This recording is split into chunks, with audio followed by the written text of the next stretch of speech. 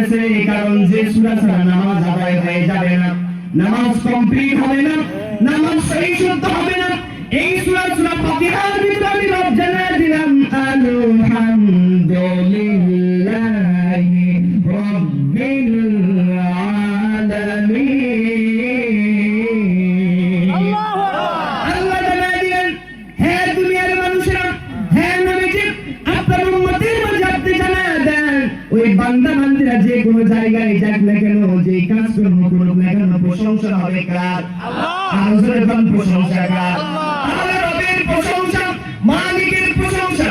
রব জানাতেন কোন কায়নাতের মালিক হয়ে গেলাম আমি রব।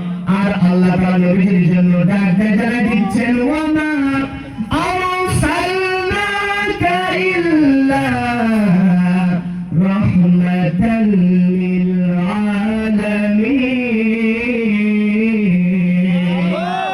আল্লাহ জানায় দিলেন, হে নবী, আমি রব যত এরিয়া পর্যন্ত মালিক, যতদূর পর্যন্ত রব, আপনি নবীজি আপনারে ততদূর পর্যন্ত আমি রব নবী আর রহমত হিসাবে প্রেরণ করে দিলাম।